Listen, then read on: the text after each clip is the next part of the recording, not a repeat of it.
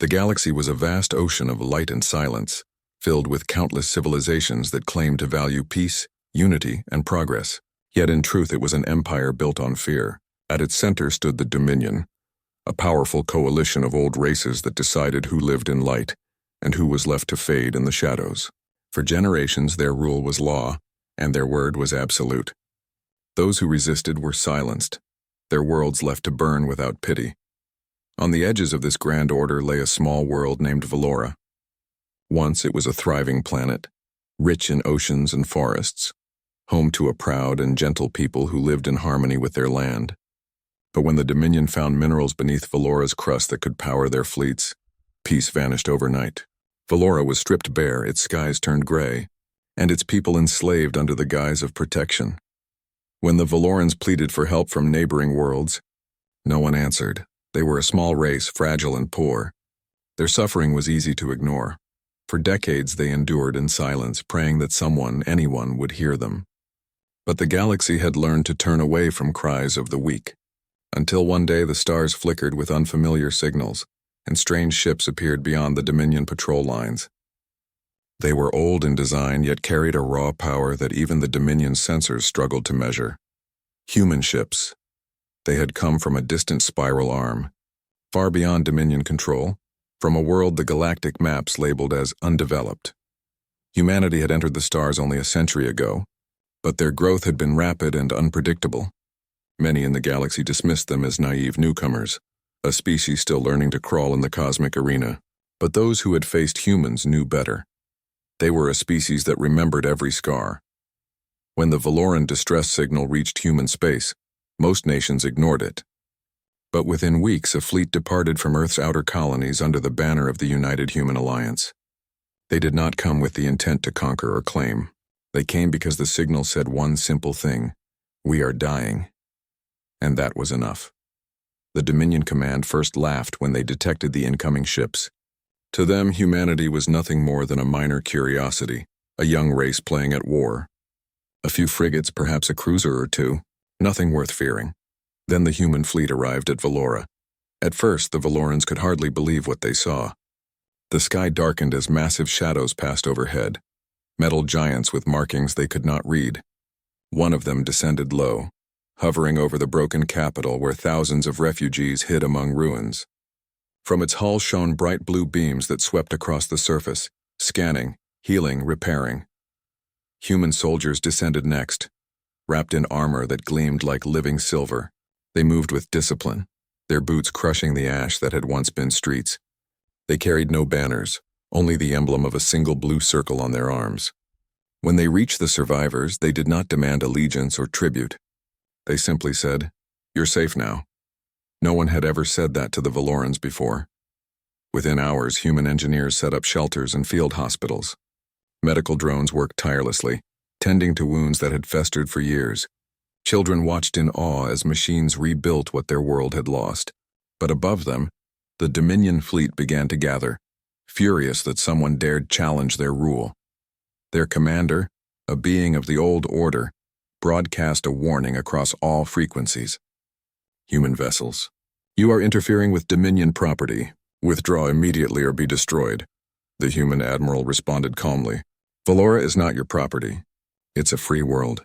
And we don't stand by while innocents are slaughtered. The Dominion commander laughed. You think your primitive weapons can stand against the Dominion fleet? You'll burn before you even reach our lines. For a moment, silence filled the void. Then the human admiral spoke again. We'll see. The battle that followed was recorded across 100 systems. The Dominion unleashed an armada, cruisers, destroyers, gunships that had conquered worlds. They fired plasma volleys that could shatter moons. The humans, outnumbered and outgunned, did not retreat. Their ships moved in formations unfamiliar to the Dominion, weaving patterns of speed and precision that made targeting nearly impossible. Their railguns, firing metal slugs at near-light speeds, pierced through shields once thought impenetrable. Their missiles adapted mid-flight, reprogramming themselves to strike from unexpected angles. And when the first human dreadnought entered the fight, the galaxy went silent. It was a vessel unlike anything the Dominion had seen, sleek yet monstrous, forged in black alloys that drank the light around it. Its hull bore no decoration, no arrogance, only purpose. Its arrival was accompanied by a low hum that trembled through every sensor. When it fired, the beam was silent, almost beautiful, until it tore a Dominion battleship apart in a single strike. Within hours, the once proud Dominion fleet was reduced to burning wreckage. The survivors fled into hyperspace, spreading whispers across the stars, whispers of a species that fought not for power, but for justice. On Valora's surface, the people wept. They had been saved, not because they were useful, not because they had anything to offer, but because humanity had chosen to care. Days later, the human admiral stood before the Valoran Council. The leader, an elderly figure whose skin still bore the marks of labor camps, bowed deeply. "You have given us back our world," he said.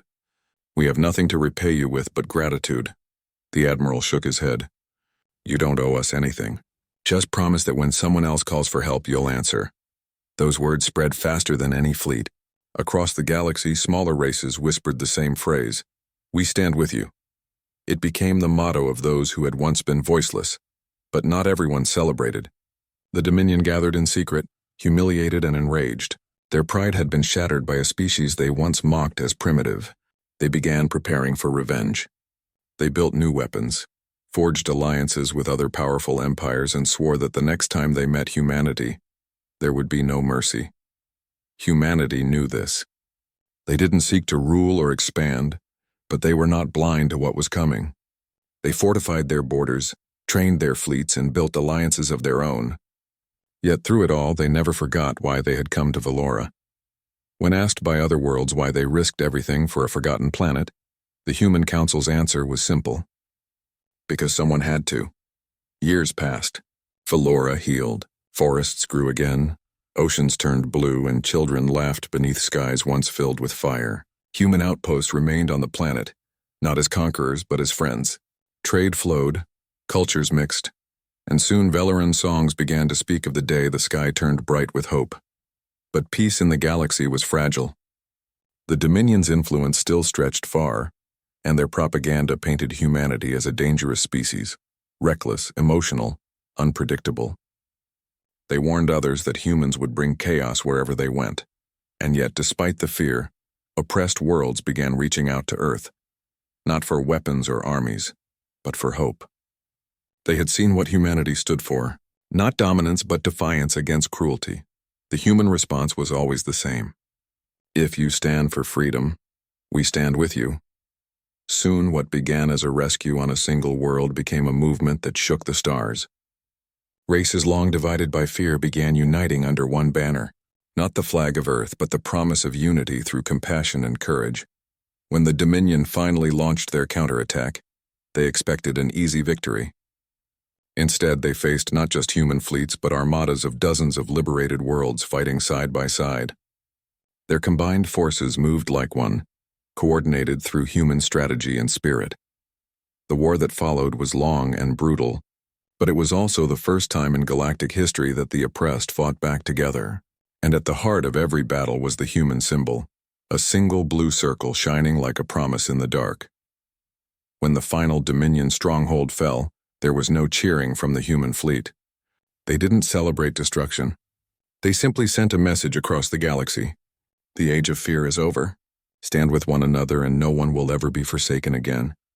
The galaxy changed after that. Old powers fell, new alliances rose, and for the first time in recorded history, peace did not feel like a lie. Valora became a symbol of hope, a reminder that one act of compassion could reshape the fate of countless worlds. And humanity, the once overlooked newcomers, became known not for their weapons but for their will. Because when the galaxy turned away, they stepped forward. When others were silent, they spoke. And when the forgotten cried for help, they listened. In the end, it wasn't their technology or their fleets that changed the stars. It was something far older, something simple yet powerful, their refusal to abandon those in need. Across every world once ruled by fear, there are now monuments that carry the same words, carved in stone and light. We stand with you. And every time those words are spoken, the galaxy remembers the moment humanity chose to care, and everything that followed because of it. The stars, once ruled by arrogance, now shine brighter with unity. And somewhere, Far from the core worlds, on a quiet planet surrounded by blue oceans and green forests, the people of Valora look to the night sky, whispering a single vow that echoes across the cosmos. We will never forget. And humanity, watching from afar, smiles, because that was all they ever wanted.